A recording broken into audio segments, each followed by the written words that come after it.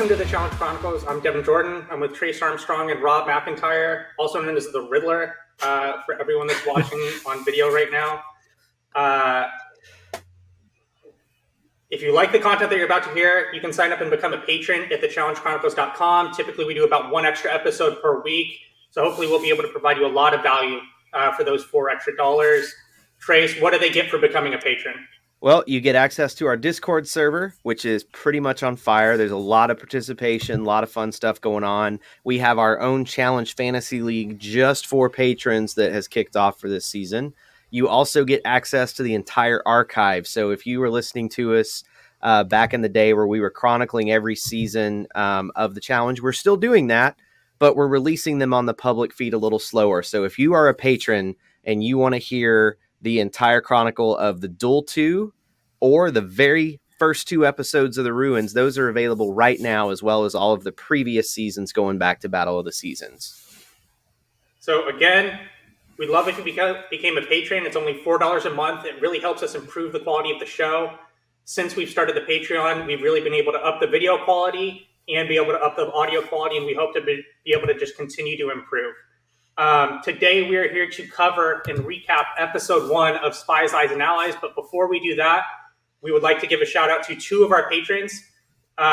First one, King Louie. Second one, Nika Aguatu. Thank you for being patrons. Hopefully, some of the rest of you that are listening right now will continue or decide to support us as we go through this. But first episode of Spies, Lies, and Allies. I enjoyed it. Yeah, big success from my view. If we're just grading this by win and a loss, this was definitely a win. Was definitely entertained. I think that we're all going to be pretty much on the same page with this as far as issues that we have with the format and kind of the structure of what we have to this point so far. So what were your initial thoughts with what we saw in the first 90 minutes of Spies, Lies, and Allies, episode 1? Do you want to go more like the format and long-term stuff, or more of just what happened in the episode? Rob's choice right now.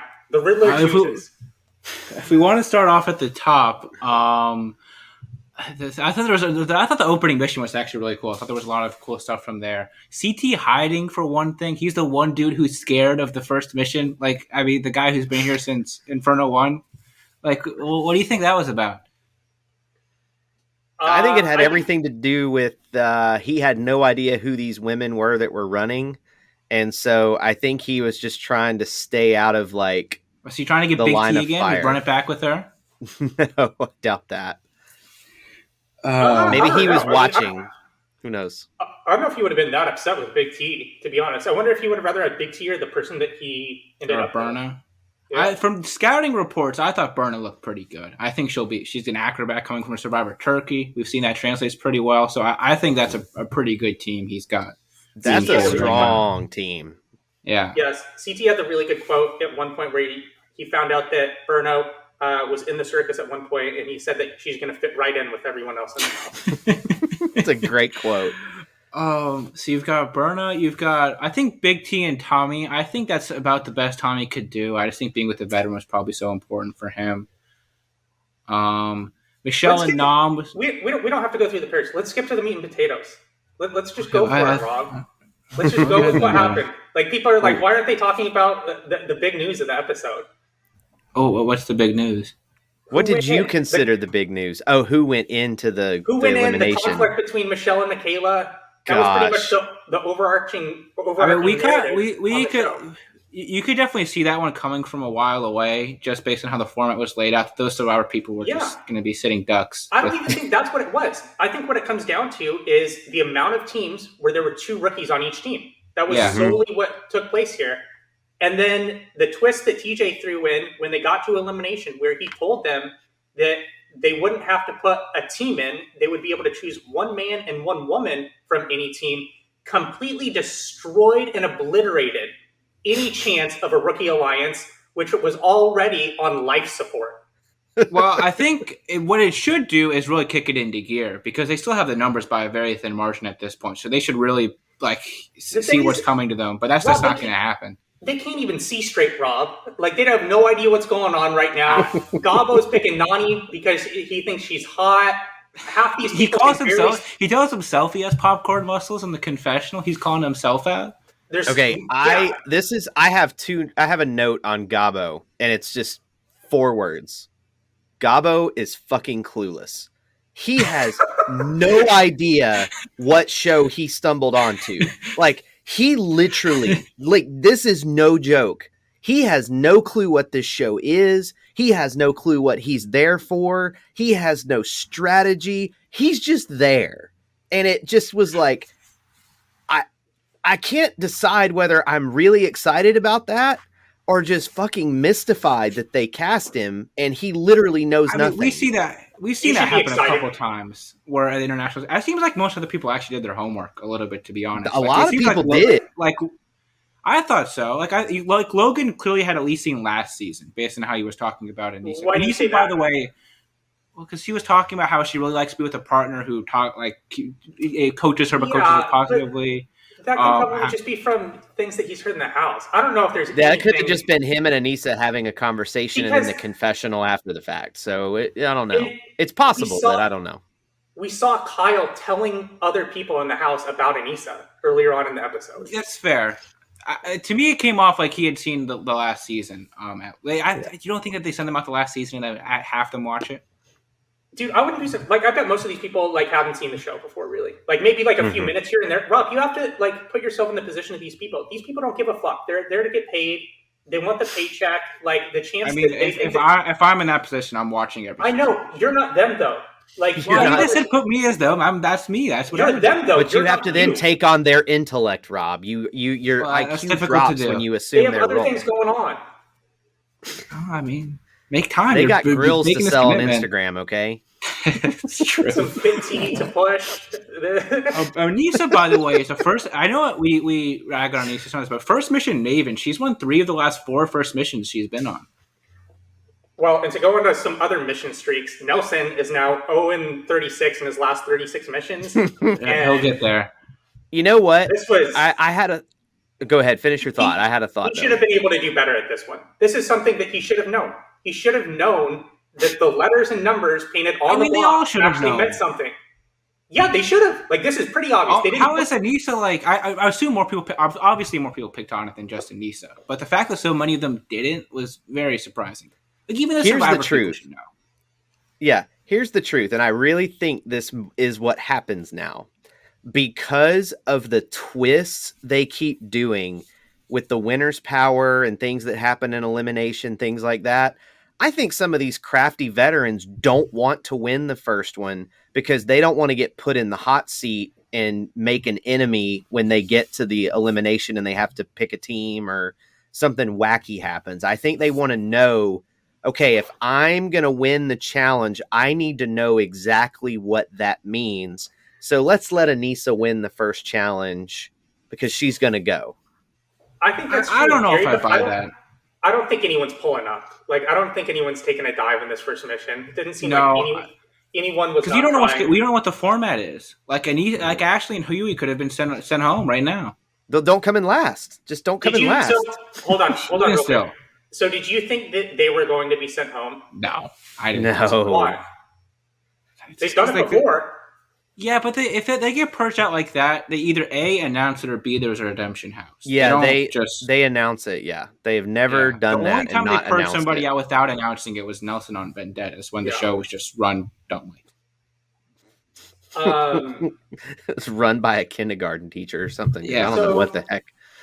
I think the rookies are completely toast.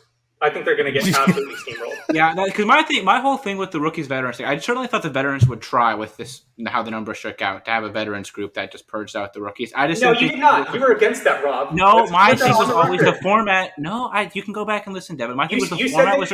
Devin, listen to me. My thing was the format was going to restrict it because they were all on different teams. You can't, if you have to vote a team in, then that's hard. If you don't have to vote a team in now, all right, it's very easy to pick them off. But you did not say that. Yes, I did. No, you did not. Well, go back and listen to the tapes, everyone. Detail, Rob. Maybe that's what you intended to say. That with the way the that is not what we heard.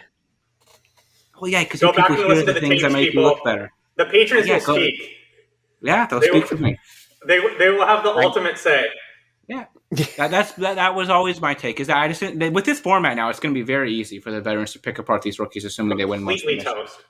toast. Yeah, I do think somebody said that this was going to be a rookie bloodbath, and this format just makes it. If a veteran wins the mission, 2 rookies are going in. Period. Do you think there's going to be a lot of split votes once, like, some of the rookies as get far wise? as partners go? Yeah. Oh yeah, totally. I think there's going to be a lot of split votes. Yeah, and so I wonder how they're going to deal with that. I think they're really setting up the narrative that it's for this rookie alliance too, right? Because we saw that in the preview episode about how they talked about how there needs to be a veteran that wins. We got more of that this episode. It really seems like that alliance is probably going to carry a decent amount of the way, and there's going to be a veteran that wins. Yeah, I think this is just veterans kind of all the way. There are, of course, going to be a few rookies who keep along. That's why I didn't really agree with what Emmy did, where she kind of put Michaela on blast, because, like, look, maybe this... It seems like she pretty much should have gotten thrown in this episode if they were having pairs getting put in. Yeah. And her poor partner, Corey, just got thrown under the bus for no real reason. Were you surprised they didn't put in Tommy? Yes, I was shocked. I was legitimately shocked it wasn't Tommy. So my only thought about why they potentially threw Corey in, and I'm just thinking through this now and out loud, is it possible that they saw what the elimination was and just kind of... No, that's not necessarily true. Oh, and they probably, like, I don't know if they really minded if Michaela came back. They just wanted rookies to go home. They didn't care. So, yeah, I mean, they just wanted someone that could, like... Yeah, I don't know. So I guess it probably doesn't really matter. So as long as they put a rookie in, they don't care. They really don't. I mean, if you put Tommy and Michelle in, then you can launch 2. Because do you think Tommy and Michelle win or lose? Because Corey did a lot of work in that elimination. It seems I think Tommy wins. I more. think Tommy would have probably won that. Yeah. Because I mean, it seemed like Corey won that pretty much by himself, right? Yeah. It seems like he may have had a pretty good chance for, not by himself, but like he was 75 to 80% of that team. Yeah. Michaela definitely performed really well. I think one of the things that I'm disappointed about coming out of this episode is that she didn't get more of a chance, because it seems like she would have been good I felt on the really show. bad for her, to be honest. I mean, it's one of those things where it's definitely the right move for the majority of the house to just find the scapegoat and get them put in and stuff. But, like, there's just nothing you can do after a certain point with her. Yeah, because really the list, I don't even know how much of it was, right? I think this is before that they knew that one man and one woman from any team that could go in. So at that point, I still feel like the focus was, all right, let's get 2 all-rookies teams in elimination. And I think that was the main goal. And so that, I think, was the larger reason of why they got chosen. I think the Survivor didn't help. But, yeah, I definitely think that was a bigger reason. It's that she's Survivor, and she's also the only Survivor that was all-rookie at the time, because Michelle was with Nam and Tom. And that's something that they can, like, plant their flag on, too, right? Is, like, when you're trying to put someone into elimination, you just want a story that people can tell themselves for why they're voting for that person. And that's an easy one for them to tell themselves. Mm-hmm. Yeah, it is. I just think, like, I mean, I get the only thing I would have done if I was her, I would have, like, tried to make some sort of rallying cry, and the what are they calling it this season, where they all sit on the 1 versus 100 iPads? It's called deliberation. Sure. Deliberation. When they're in the deliberation, this is just me with thinking about it more so I'm not blaming her for this, but I would have, like, said, yeah, I'm writing this out, like, because rookies, clearly we know the veterans are working together to try to get rid of all of us. Right now, we have the numbers by a very thin margin. If we can all put our heads together right now and pick a double veteran team to vote in, then we can get double veterans team in, and we can keep ourselves moving along. But that's a very hard thing to do. I don't think she would have gotten it. Because how many double veteran teams are there? There's Amanda, Kyle and Amanda, Kyle. And is that it? That might be it. And no, because she's with Tommy. It's just she's Amanda with Tommy. And Kyle. Yeah. So it's just Amanda and Kyle. So I'm sure Amanda and Kyle then were very much happy with how things went down. I think that's going to be a really good team.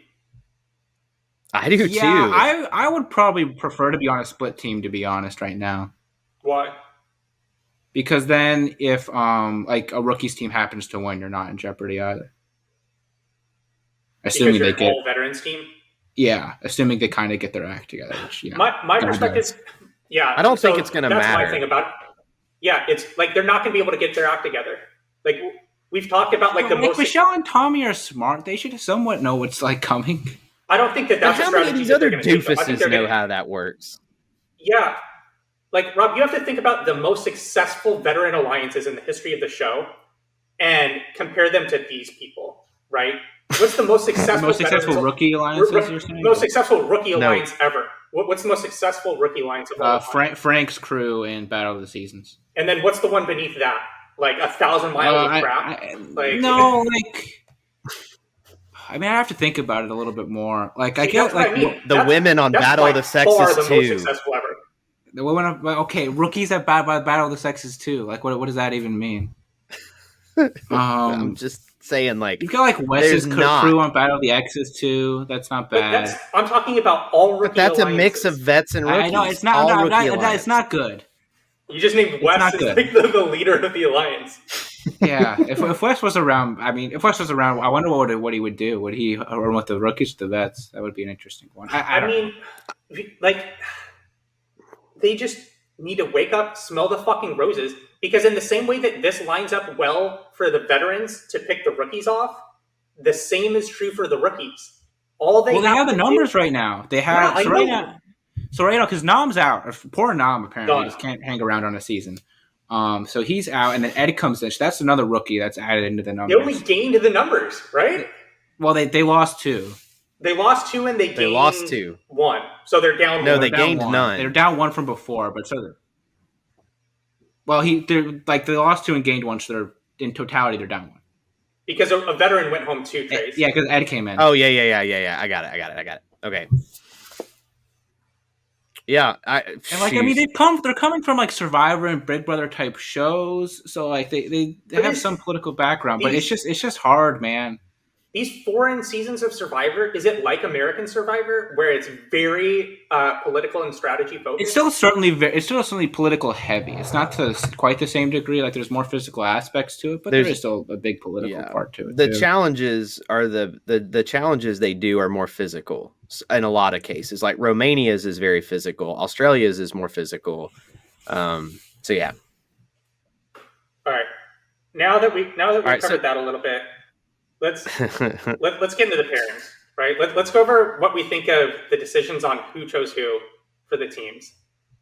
I think the first one to the checkpoint for the men, it was Kells and Emmanuel. Kells and Emmanuel were the first 2. Emmanuel chose Casey, and Kells chose Tori. Yeah, Team Tag chose Casey and Emmanuel. Yeah. Team tasked with Emmanuel and Casey. I mean, Tori's been kind of an earned performer lately. I still think she could be very good. Unfortunately for Kells, they did not hang around for the entirety of the episode. Of all the people that got screwed the most in that episode, of all the people that got screwed in that episode the most, Kells probably did. Like, he wins the race of the rookies to pick a good partner. He gets a good partner. They perform pretty well. He does nothing wrong. He keeps his mouth shut, and now he has a way worse partner now. He has Emmy, who would have gone in if the voting had gone how people had thought it was going to go. I thought he's with Tracy. He's going to be in that bad of a situation. No, he's with Emmy. No, he's with Emmy. Tracy's with Ed. Because you have to remember that Corey L picked Tori, who was his partner. And so at that point, he's left with Emmy. So I actually don't think he's in as bad of a spot as I initially thought, when you keep in mind that they don't have to put a whole team in, right? So even though he's with another rookie, it really doesn't matter as much. Well, but the winner, the house does. Yeah, I guess you're right. That does screw him. He's still screwed. Yeah, he's still screwed. It doesn't matter. No, he's screwed. Yeah. And they seem like they could actually, in terms of just physical competition, they could actually be a decent team. I mean, he's 6'6" football player. She didn't look bad. Really? Mm-hmm. I don't know if she showed me anything that would make me think that she's promising physically. For me, it was more of a scouting thing where I didn't think she looked bad. Okay. Fair enough. Hey, if you're the Veterans Alliance right now, is your best move trying to give Amanda and Kyle every advantage possible so that you know for sure you have 2 vets in the winner's circle picking 2 rookies? Like, what if the veteran and their rookie partner disagree? What happens? Like, is it in the vet's best interest to try to do their best to help Amanda and Kyle win? That's not a bad point. I think what's going to happen though is that the veteran with the rookie in that situation, if that occurs, I don't know how many of these rookies have strong enough personalities to be able to like take their partner to the brink. And like, I don't know if it's strong enough personality as much as like mental fortitude of knowing what's going on. Like I think I would say Gabo has a strong personality. I can imagine Nani will have the voice in that if that pair is winning a mission. Gabo, when it's time, first of all, they're never winning a mission. Like, I'm sorry. I mean, if it's a political one, I think Gabo is going with the alphabet strategy for who to put in if he has to choose. The Sean alphabet strategy. Hey, I voted for Anissa first. Oh wait, she's in the thing. Okay, like, oh my gosh, like. I cannot tell you how hysterical he was to me, because even on the preview episode, he just had no idea what he signed up for. Or he's a good actor. It's one of the two. I lean towards he really has no idea what the heck's going on. I mean, he said, like, it's one, because if he knew what was going on, you feel like in confessionals, at least, we would see some, like, intuition then. I mean, confessionals, he's admitting he has popcorn muscles. Yeah. Is this the cast of the Jersey Shore? Which he probably already knows because the show he's on is Warsaw Shore, so, same name. The self-awareness to admit that you have popcorn muscles, I applaud. I mean, really, he should be admitting it on in front of the cast to see if they can take him along. Then might give Tori flashbacks. I don't know. You might want to avoid that. But okay, so one thing that stood out, and I have to bring this out now. Coriel's outfits are just unrivaled. I don't even know what to say.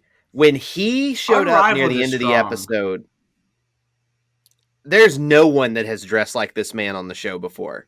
Dude, and I don't know, man. What about I can throw some ever? I'll throw. Look, I can't have it right now. I will throw you some outfits, and we could have an whole episode on this. I mean, Jordan we're talking about in totality, right? Yeah, in totality. He's just getting warmed up, right? I think this will be consistent throughout the course of the season, and we're even talking about from the preview episode that aired on Monday night, where I told you guys that what he was wearing was outrageous. Tell me I was wrong. You weren't wrong. The red suit followed by that weird T-shirt that looked like he had like the deepest V I've ever seen, and it had like a curve on the V too. Like it was like two boobs and then like a V in the mid. It was so bizarre. And then tonight he's wearing leather overalls with a see-through mesh shirt. Like Ammo wore outrageous outfits, but that was like. I think Jordan still has the crown for his total managed outfits. The thing is, though, that Jordan is toned down at times, too. He doesn't do that every time. I guess that's fair, because Corey's pitching heat every single time he's somebody comes up to the plate, whereas Jordan would take a few batters off. He knows what he's doing. I'm here for it. Like, I am always about the boldest outfits. For me, confessional outfits should be the boldest outfits you can throw out there. I don't want any of these West sweater vests. Yeah, and that's the thing is it's brilliant on Corey's part because he is dressing the way he is. He's going to get confessional time because he stands out. He really stands out. He's well-spoken. He's well-engaged. He actually seems to kind of know what's going on with the game. Yeah. Like you can tell he watched some of the seasons before he showed up. So solid physically to this point. I think he's got to be. He's probably the first episode MVP in terms of actual performance on the episode, right? I thought he did a pretty good job on that elimination. I'd have to think about it. I think he was really good, and I think he has. I think he was really good. I think he's got a lot of potential. As far as who the MVP of the episode was, let's think about it. Let's marinate it on a little bit as we continue to talk through this. Okay. Yeah, I got to marinate. I think we can say it's not Huey, right, for the MVP for this one. Yes, we can definitely say we have to talk about this. Could we have come up with a better pairing than those two? No, those two are I called it in the previews that he was going to be like a smaller British Josh. I guess he's from Ireland, so it's not really British. It's British show. But I mean, did you guys see what he did wrong with the safe? Because I actually think they got it right kind of early. But did you see what he did wrong?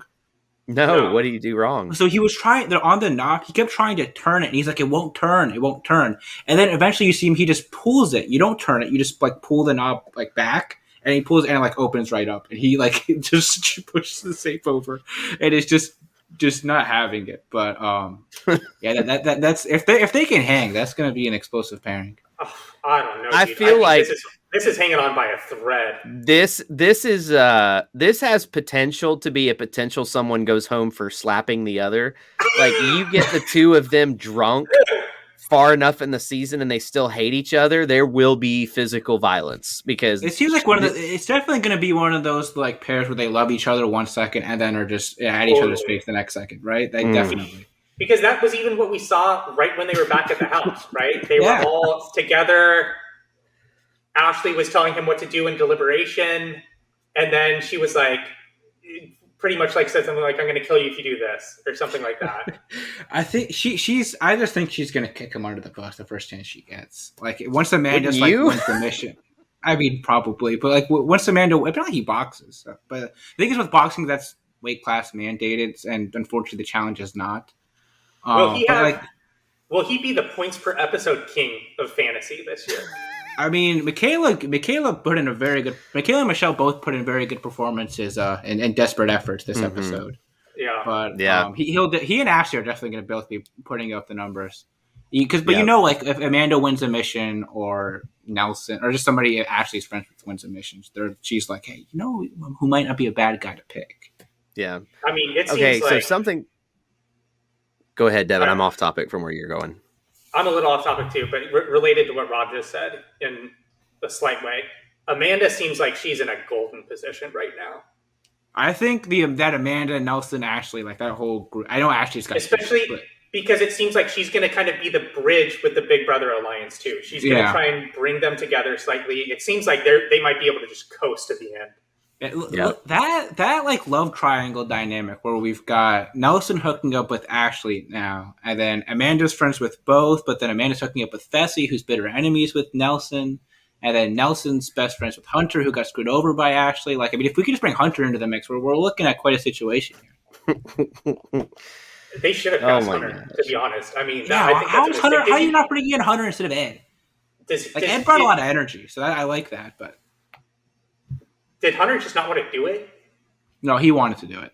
He did? Okay. I can guarantee he wanted to do it. That's dumb.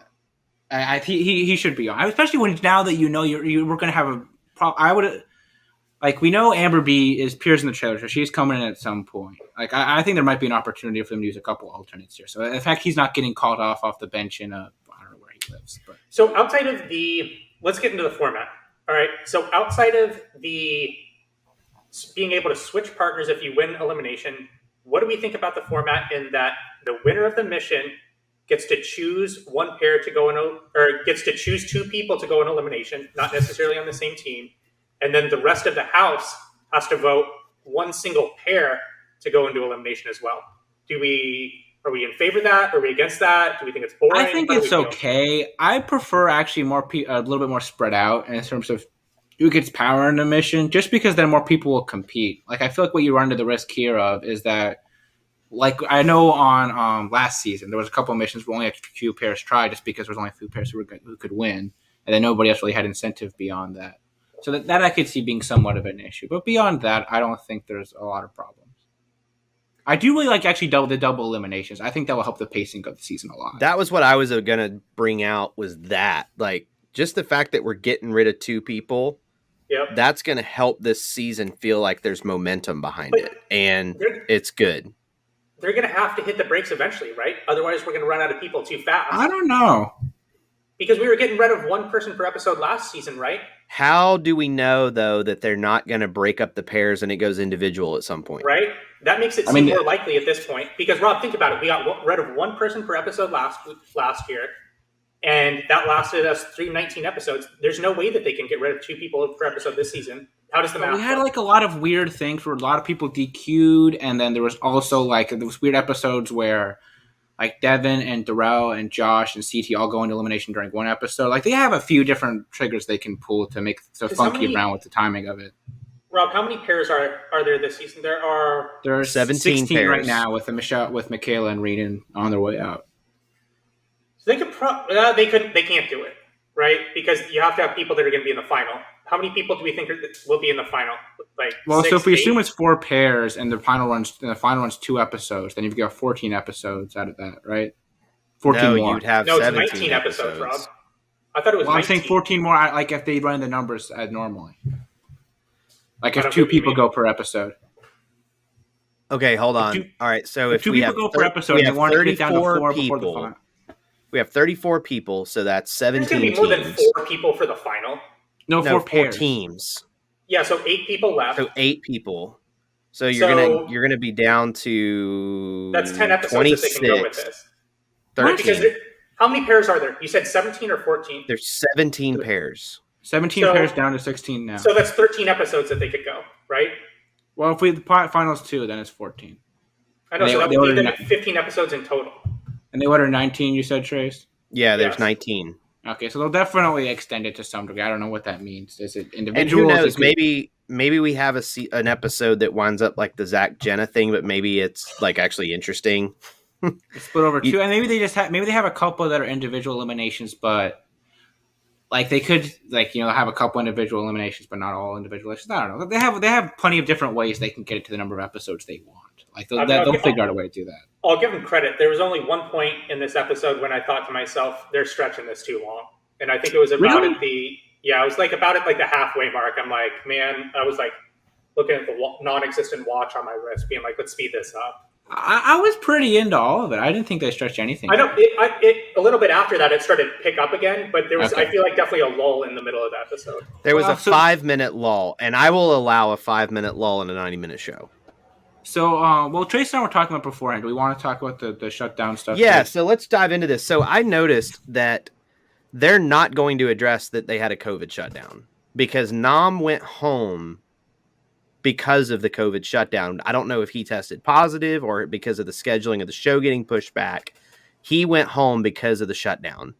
So there were several different outfits by different people in the confessionals. Like Rob counted, like Nelson had like 4 or 5 different outfits in the confessionals. And so they either pulled from a lot of different places, but it feels like there was a lot of skipping around, if you know what I mean. Like it felt like it was a little choppy in the middle, and that might be why there was a lull, is they had to have a weird transition to get them, because it feels like the shutdown either happened after the mission before they voted or after they voted before the elimination, because there was something different in that time frame. Well, you also think about it. So we have Michelle and Logan's birthday apparently happened in this episode, which is one night. You have the other night where Emmy finds Michaela and Renan and the Survivor people with the list.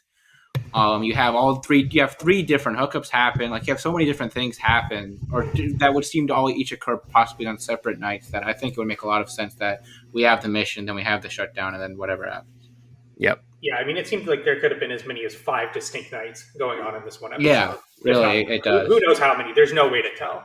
And So, yeah. I also noticed they didn't picture Lauren, Josh's partner, at all. Yeah, I feel like there were some people that got no screen time, or pretty Yeah, much. like Yeah. Lauren Most of Coogan them. got 0 visibility, like period, it seemed like. Who was Corey L's partner too? That was Emmy. Or no, who am I thinking of? Who was Corey Warrenton's partner? The one that was left without a partner at the end. Who was Nom's partner? Nom was with Michelle. Who's the other Jeremiah wo- was with Tasha, but I thought Tasha got it. Jeremiah didn't get much. Who's the other woman, or who that was left without a partner at a certain point from Germany? I think. This is how memorable she was in the episode. This was her only line, I think. Well, Tracy didn't. Tracy was Corey's partner. Or was she Corey's partner? Or was she somebody else's partner? I don't know. I'm still trying to learn these people. So I was Tracy and Bettina. I keep getting confused. I think. Did they have the list of this up yet? We really should have gotten this before the Yeah, it's episode. on. Did somebody put it on Reddit? It's got to be on Reddit by now. Yeah, how does nobody have this up yet? Come on. And who is Somebody has it up. I guarantee it. Well, Bettina was Corey's partner, Corey Wharton's partner. And then who was Tracy's partner? Here, I'm pulling up Reddit right now to see if I can. Was it Devin? Devin was Tracy's partner. That's right. Oh, And yeah, she's that's what it with was. Ed at the end of the episode. Okay. Yeah. I thought So they I- spread it out kind of evenly beyond that. Jeremiah didn't get a lot of screen time, but look, they're not going to give everybody a ton of stuff. There were definitely some people that just even after watching this one episode, referencing back to our fantasy draft, which everyone can go listen to, still relevant, I would say, at this point. Devin and I both lost one this episode. Actually, I guess Devin, you lost lost two. two. Now I'm two, right? Yeah. Oof. Does that count as an injury exit? Has to, right? I don't know. I don't know what happened. I'm gonna have to. People are gonna be very how upset at me else with would your you way count to go it? on this. Well, Because I it's mean, not like it could just be he left. It's possible. But So he technically went home because of an injury, right? Because What would be the injury? that there was a COVID issue and they had to slow down, right? Well, but like, I mean, I don't know. I'll have to send some messages to some people and figure this out. But people will not be happy with me. I'll be having to deal with a lot of angry emails, unfortunately. What was I going to talk about there? What were we talking about? We were talking about. Well, you said some people hadn't been shown at all. Oh, that's what I was about to say. Is that even after this first episode, there were some people that appeared that even through the minimal, like the small amount of time that we saw them, made me think, well, that person should have gone a lot higher, or that, wow, I wish I would have gotten that person when they they were essentially freely available. Emmanuel being one. Yeah, he went pretty late. I priced him way too low in the fantasy game too. He seems like he'll be very good. It's just hard to find the cheap guys to go to. On our weekly fantasy league, I did pick Huey though. I had a good squad for this week. Yeah, man. He's just gonna be a ball of action for as long as he can hang around. You know what's hopefully interesting? He hangs on. He seems like he's going to be good. Yeah, I did think Michaela really took the loss as well as you could expect, though. Like, I did really like Michaela bringing out the list of lessons she had in the confessional afterwards. So, I thought that was pretty funny. This is the thing. This is the exact same reason why she was sent home from Millennials versus Gen X, too. She was sent home from Millennials versus Gen X because everyone perceived her to be overly strategic.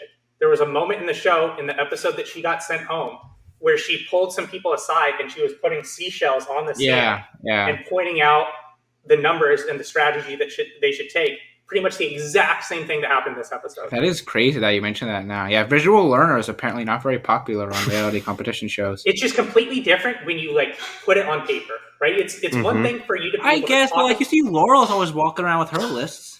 I know, but people are afraid of Laurel. Come on. I mean, she does also typically put in after she does that, to be fair. She's she's Laurel. Yeah, well, Michaela isn't quite Laurel. Let's be real. Yeah, not yet, at least. Yeah, I wish she would have gotten an elimination where she was able to show her true ability a little bit more, right? Like, you could tell this one's just kind of hard to see what happens. That was one of my biggest complaints with this elimination. It was kind of tough to tell what was going on because you couldn't tell which direction everyone was trying to go. You couldn't tell how they were supposed to push them off. I feel like in theory, it sounds good because it's one of those. There's not a lot of luck involved. Very small amount of luck. Yeah. You're either stronger than the other pair or you're not. That could have started because the thing is, even with this one compared to the ones in the sand or the CT Johnny Tyler one, I feel like even those you can use a little bit more tactics of trying to get under the person. This one I feel like it's so much harder to if you're seated down already and you're sitting like that. I think it just becomes full force. For sure.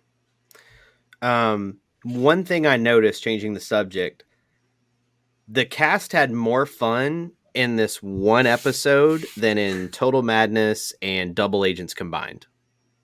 Yeah, they seem to be having a good time. I don't know about combined, but they were enjoying themselves. That was one of the things that we both agreed on in our was that a Patreon episode? Yeah, that was the one of the things. Was this one of the ones where my connection didn't work? That was where you got kicked out of the building. Yes. The last episode that we did, Rob was on momentarily until he got kicked off. And if you want to know why he got kicked off, go subscribe on Patreon and you can listen. It's more complicated than I feel like it's been portrayed. But Trace and I talked about what we want to see out of the season. Some of the biggest things that we want to see out of it And one of them was that we want to see the cast have fun and enjoy themselves. And to this point, we've seen it, and hopefully that continues through. Yeah. You know, Michelle couldn't pass up picking Devin at the end when she saw him come out with the birthday cake and the purple suit and the whatever else he was wearing. What do you think Devin's strategy was when he raised his hand and tried to encourage Michelle to pick him? I think he didn't think she'd be a bad partner. I think the thing about having them as a pair is with missions you really need to specialize in a certain skill set. And since they're both pretty good at puzzles and like mental type games, and then they both have that type of awareness, I think they have a good shot in those missions. I don't know. That's the thing. And here's the thing. You want someone that's good at the opposite of what you're good at, though. And so that's the only. If you're trying to win missions, if you're trying to win missions, I think you just want to specialize in one thing. For eliminations, then you want to split it apart. But see, here's the thing, and this is why I think it's a good pick, actually, is Rob's right. Like, if they're paired together, there's not too many missions where it's all physical. There's usually some type of strategy or puzzle component or memorize something in the midst of the physicality. And so, since they don't have to go into elimination together, why not pick somebody who might potentially go home quickly, because you might get a few advantageous places in the game before she goes home? She gives him a few connections. I think she's better than Tracy. Like, I think she certainly has more experience seemingly in a competition show than Tracy does. I mean, I think that was one of the main reasons why he wanted to go with her. Because at this point, all he cares about is performance in the missions, right? Because, it does, I guess, to an extent, jeopardize him a little bit to go into an elimination, but not at this point, right? There's still a lot of meat left on the bone. I think he'd rather be with her. I think even in a physical elimination, he'd rather be with Michelle than Tracy. I thought she did well, all things considered, in that elimination. Yeah, this is definitely I think from her end, it's more interesting. Do you think that was a good pick for her? No. Let's get into that. That was actually the next thing that I wanted to bring up. Yeah. Let's talk about Michelle's decision to pick Devin and Corey L's decision to pick Tori. So as far as Michelle goes, out of the available people that she could have picked, no, I don't think that was a good pick. What would you have done? Nelson, Fessy, Corey. I think it's with Nelson. There's a loyalty with Nelson that I actually think is actually pretty valuable in that situation, where we know Devin's going to kick whomever to the, like he tried to get Tori eliminated last season when they were all paired together. Whereas Nelson, I feel like if you go up to Nelson and you talk to him in a certain way, like you know, cushion he's gonna die for you. Yeah, exactly. Yeah. So I think Nelson would have been my play too. I don't think Devin's that bad. Just because I think the hope is though that he has a lot of connections on this season, and then that'll be able to keep them around a little bit longer. Which he should, because I don't know that they're like super close, but they've worked together before, Kyle and Devin. You've got Devin hooked into the Big Brother Alliance. Devin's never already had been on 3 too, so he's good friends with Nelson and Amanda.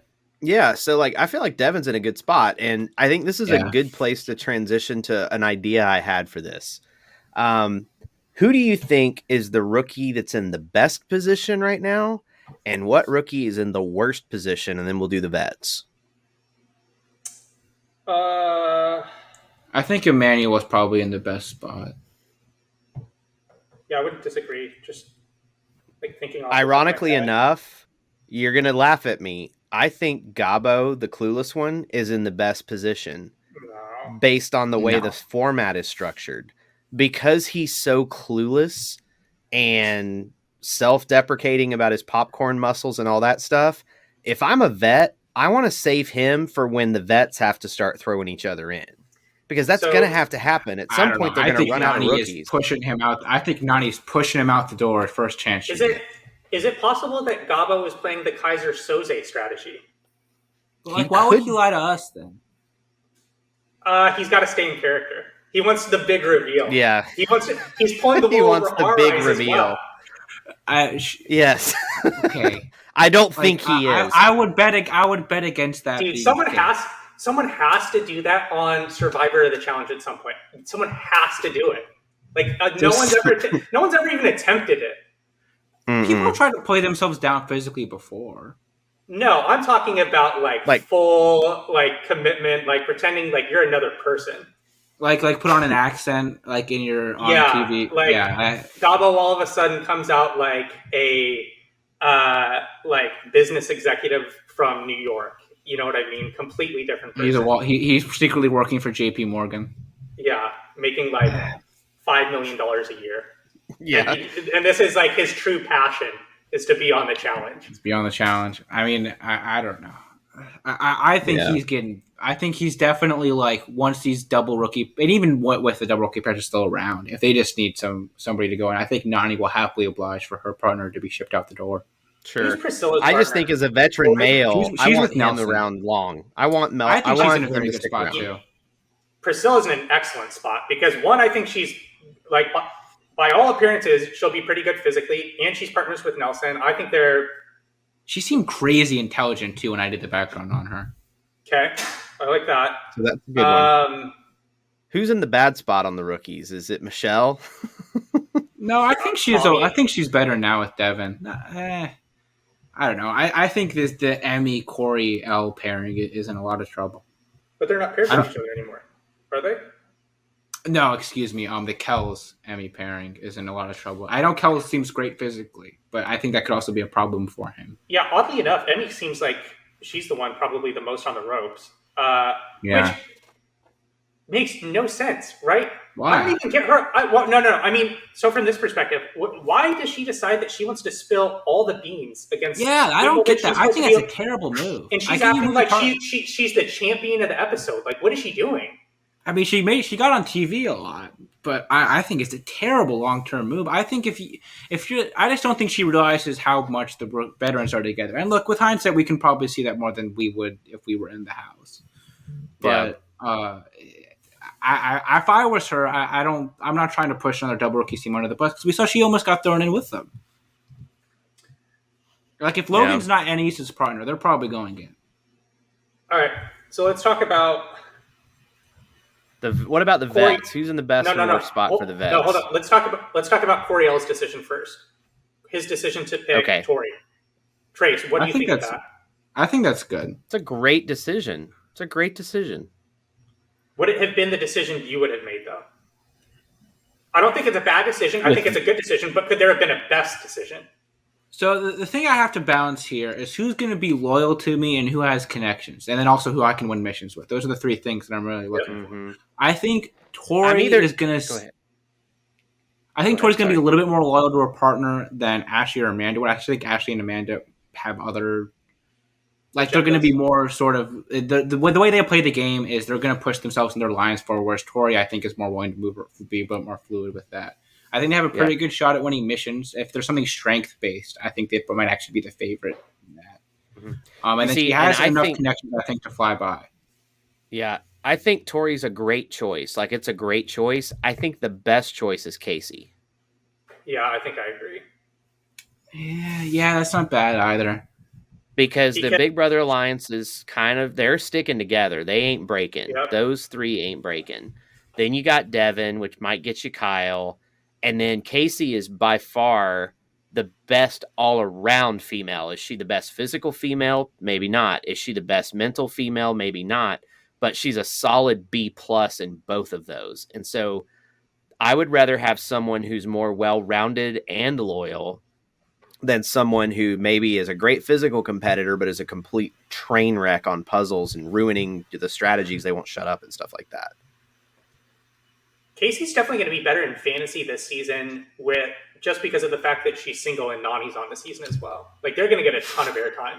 I think probably, but we have seen sometimes if there is just kind of a stable couple, they'll just have like one or two scenes of being a couple, and that's kind of it. Like with Cara and Pauly, they actually didn't score. They scored fine just themselves, but they didn't show them like as a couple that much because they were just the difference though is that Nani tends to be a hot mess at times, and so like she will do things like throw noodles at people, you know. So she'll get them in drama. There's an opportunity for drama between the two of them, even if they are completely stable. It looks like Ashley is going to be just fire and brimstone. I mean, she always is. Outside of War of the Worlds too, really. If the preview has anything to say about this, I know we're not going to talk about the previews just because we know that some people intentionally try and stay away from those. So from here on out, we'll just be cognizant of that as we talk. Like we may say things like I just said, but we're not going to like state them explicitly. Do you think it was interesting how much time they gave to the Nelson Fessy feud in this episode with how much stuff happened?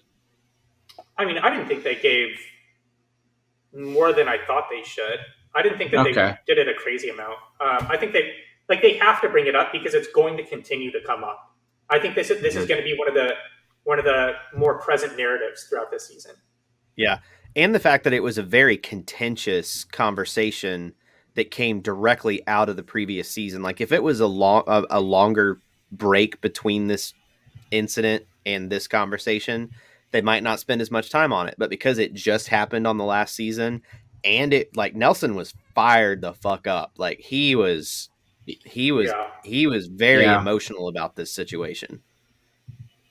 And we had talked about this last episode too, about Nelson's approach and what we thought about it. I think Nelson trying to put on a facade is like just not a good long-term plan. Which is outside of his abilities. Yeah, it's like, just not he's not like who he is. Not capable of it. I mean, maybe like he's not. On Invasion, he like dupes Shane and Corey in that one elimination. He dupes Corey. He dupes Shane too. We just said here. Well, he dupes Shane and Corey. Yeah. And that's he does. He gets to the pool with him. Name what other. The difference, though, is he has done anything approaching that level. And while you think, Trace, go ahead, continue with what you were going to say. I was about to say, though, Nelson was an unknown entity for both of them in that season. You know what I mean? Like Nelson Corey was and Nelson had hung out. Yeah, but like on the show, in terms of playing the game, like he was an unknown entity, and now you kind of know that, like, okay, when push comes to shove, he's going to go. But then you also have to factor in that Nelson and Corey act like brothers now, whereas they were still just getting to know each other back then. So it's like, if he gets mad at me, okay. I don't think he would do that to Corey now. I'm just saying we've seen him pull some Machiavellian tactics before. Maybe he's got it in his back pocket still. Yeah, perhaps. Perhaps. All right. What else do we want to talk about? What vet's in the best spot? What vet's in the worst spot? I think they're all sitting pretty good. I guess Big T might be in the worst spot, like just because she's with the Survivor alum. Because you guys were talking about how the rookies like came prepared and were ready to play. They're in complete disarray right now. That's what I was told. That's what I was told on the previews. I think a lot of rookies, when compared to past rookies, okay, like let's throw this. You can't take a rookie and say they came to play and expect them to perform like a veteran. However, compared to other rookie classes, there are several rookies that showed up knowing a little bit about the show and knowing enough that they're gonna hang around at least a little bit. Whereas some of these rookies, none who know each other, which I think is a problem. So who's someone, now that I'm just looking at the people on the cast, someone who got a shockingly amount of low airtime this episode for his standards? CT, Kyle. Yeah, Josh was almost invisible this episode. Josh was invisible. Well, that's what I was saying is that Lauren wasn't on the episode at all, his partner. So this could be COVID related. Yeah, I think there could be a situation there. Like, I don't even remember them being pictured that she like broke him apart. Yeah, I just got that they were partners through the process of elimination. Really, that could be wrong. Who knows? Although it's so interesting when I was thinking about the vet that's in the worst spot right now. Ironically enough, I think it might be CT right now. Like, I could see it being CT. Why is Kyle going to trust CT? He's not. Why is anybody going to trust him? I don't know. He's just got the biggest pedigree, and there's none of his like. He just won the last season. He's just of a different breed than everybody else. He of all people on the veteran side should be trying to champion the Rookie Alliance, right? He should be the West, right? He should be, like. He should re-inhabit the role he had in War of the Worlds 2, where he was like the Papa of Papa the Don UK team.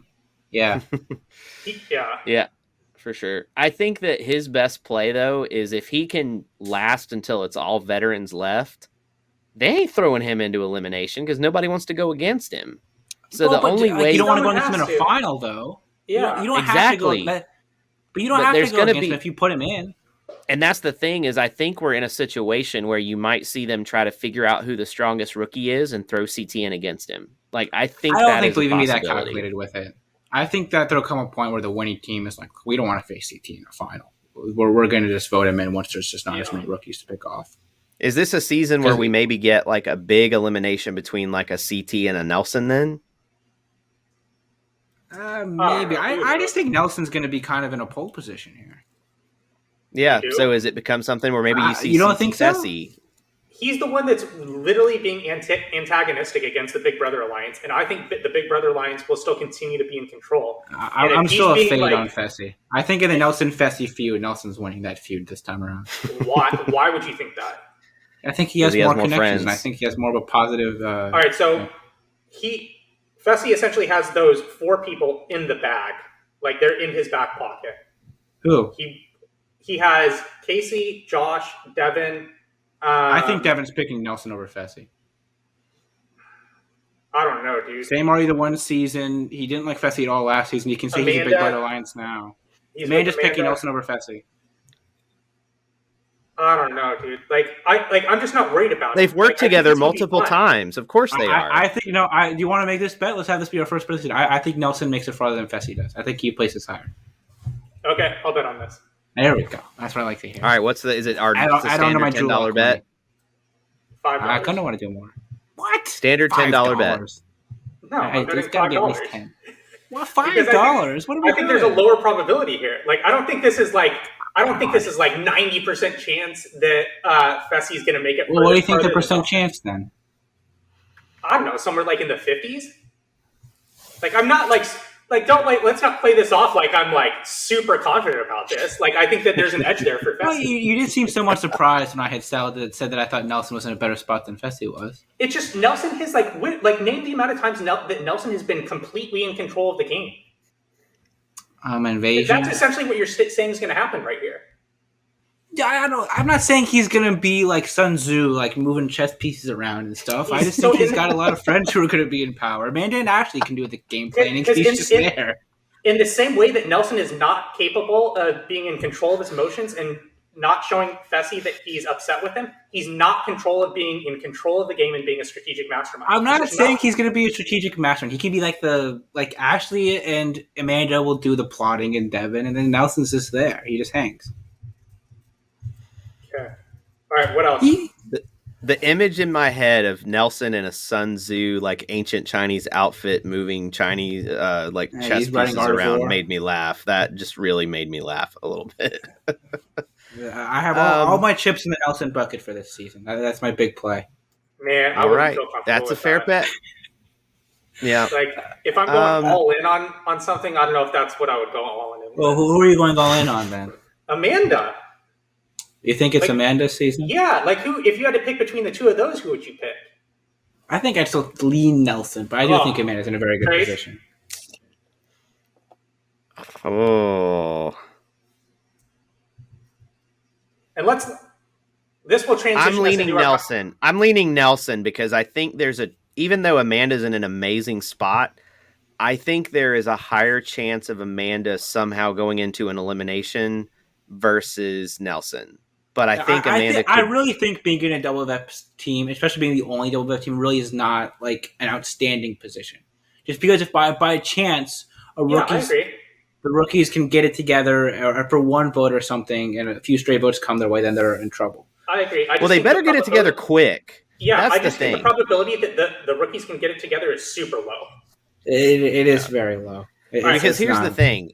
If we go 2 more episodes and the rookies still haven't quite got it together, at that point the numbers are even, and they're out to lunch at that point. So if they don't get it together the next episode, it ain't happening.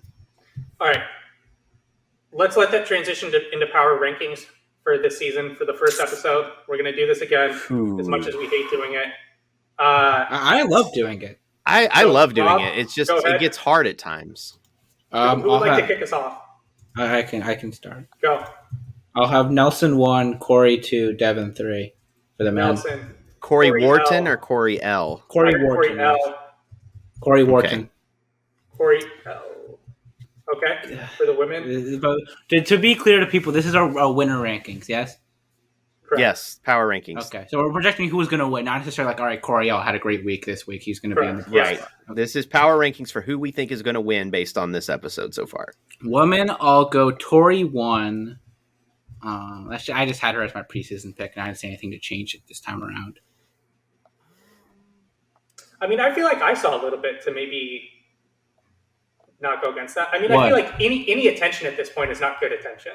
I don't think so. I think being on TV isn't a bad thing. Because I kind of think it's one of those things that it's like once your name's put out there, it makes it easier for people to put that name out there again. Like her name was only put out there is that she was mentioned as a strong competitor. She was picked as a strong competitor. Yeah, I know that's not good. I don't know if that's not good. I think that's fine. All right, go ahead. So I'll go her 1. The 3 that I'm between are Amanda, Ashley, and Nani. Okay. I'll go Amanda 2, Nani 3 for right now. Ashley just being with Huey. They just did not put much promise for this episode, although I do think she came in a very good position going forward. Trace? All right. Men, based on what we've seen so far, I do have to go Nelson 1. I'm going to go... There's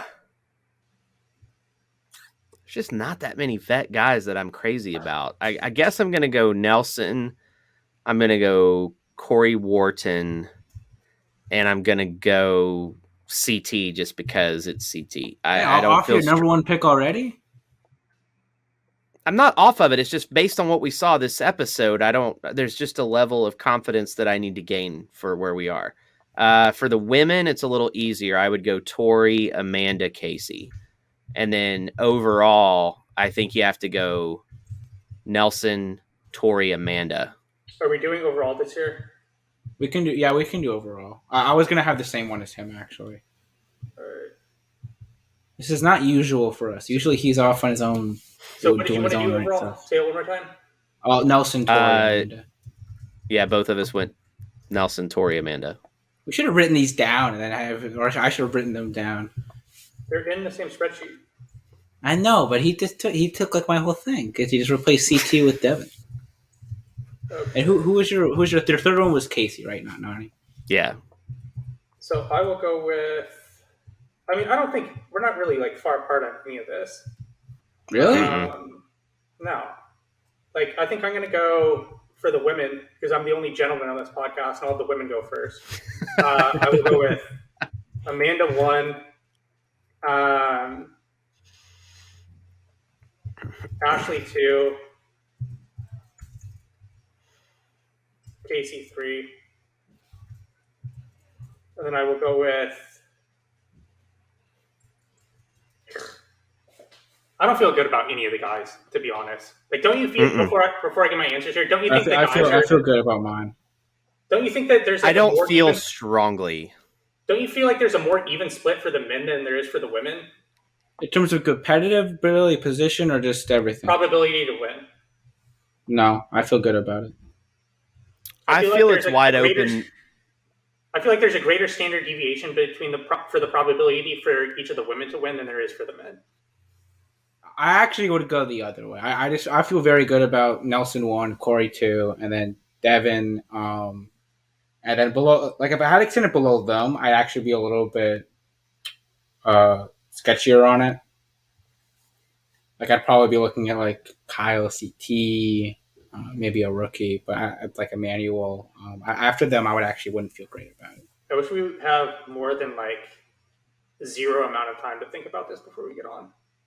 Or at least for me. Yeah, you're the West Coaster, so.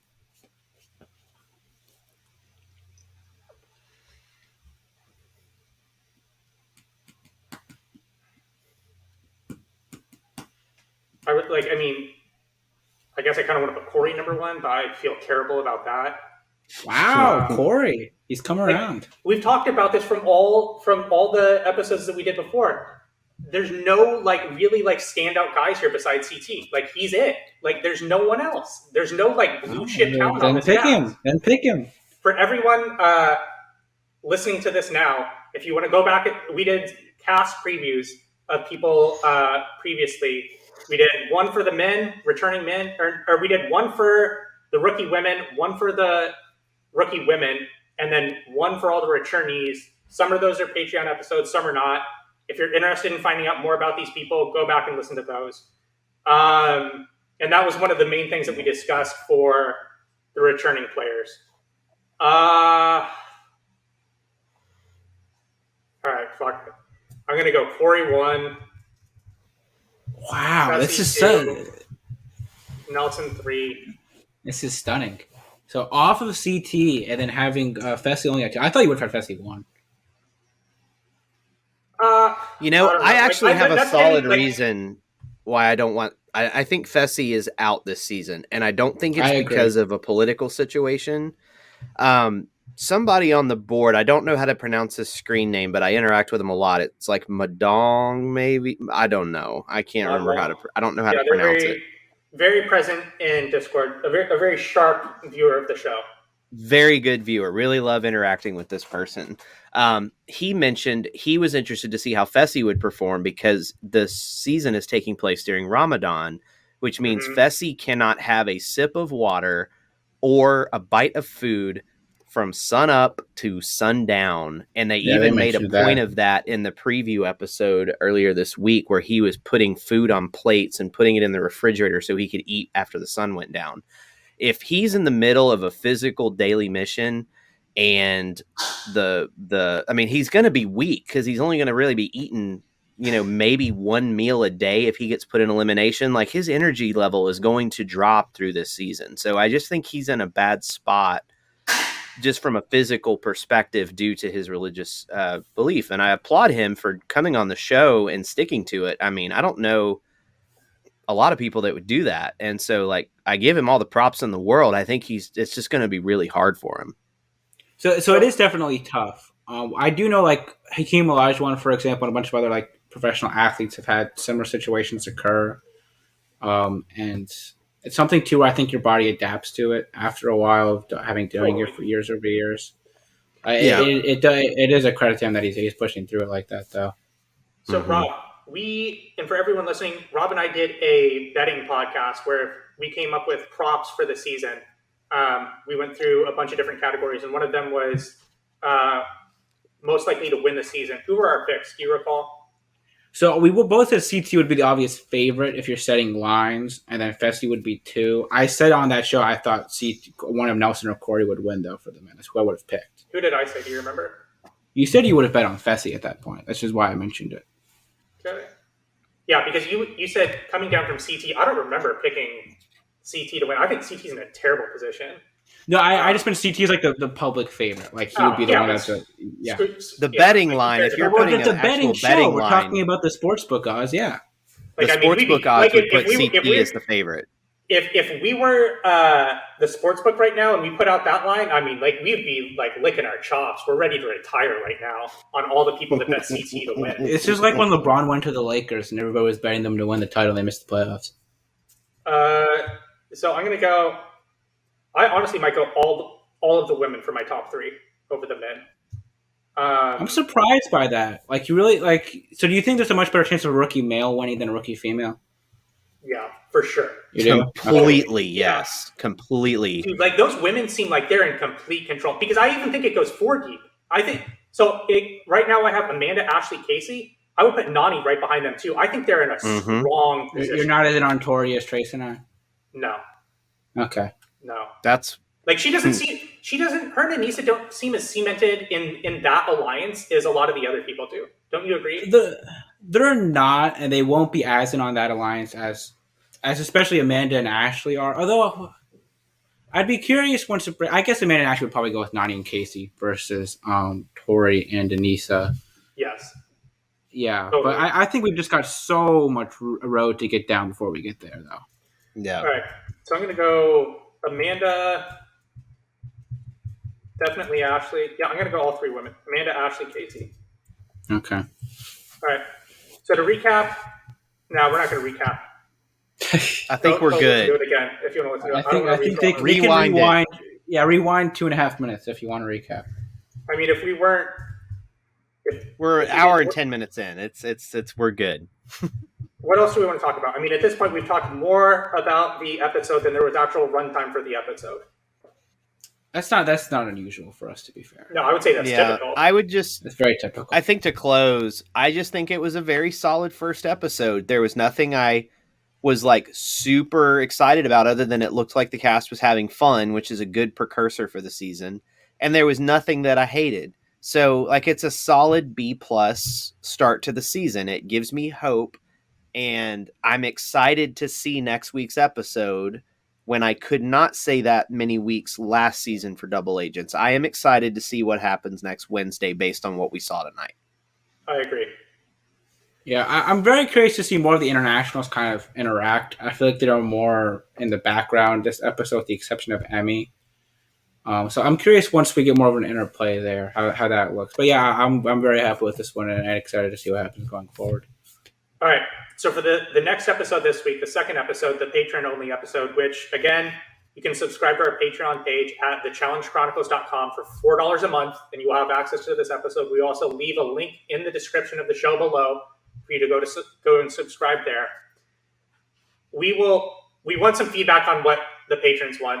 We will put a poll up for you to vote on. We're torn between doing more content related to season 37, or one of the other tentative episode ideas was that we would continue our best episode ever series and do an episode on Benedict Laurel from War of the Worlds 2. This would be the second episode in our best episode ever series. If you want to listen to the first episode of that series, become a patron. You can listen to that. It was on rookie moves from Gauntlet 2. Very strong episode. Incredible episode. We don't know how many of these episodes that we'll do, but that's pretty much what we're in between. More season 37 content or that best episode ever. Benedict Laurel also includes a list that ends up going disastrously. So we won't even. So what we will do is the survey that we will put up won't even necessarily be between those two episodes. We just want a more general idea of what people want for these extra episodes. Do we want more season 37 content? Do we want more just random ideas that we can come up with? And everyone that's been a patron to this point has a pretty good idea of what we can come up with. And if you have strong feelings about it, message us in Discord. Let us know what you think. We're open books. We're open for feedback. So with that, thank you for listening, and we'll talk to you guys soon. Hey, go ahead. Hey, before you sign off, did you do our patron shout-outs? Yes. How could you? Yeah, he did. Okay, I must have spaced out, or I've had too many daddy waters. How could you forget King Louis and Nika Iguatu, Trace? To be fair, we did record this twice. We did. I got confused. I'm sorry. Okay. Yeah. It's my bad. I ruined the sign-off. We'll close now. You got a double shout-out, both of you. Good times. All right. Thank you for everyone, and we'll talk to you again towards the end of this week. Bye.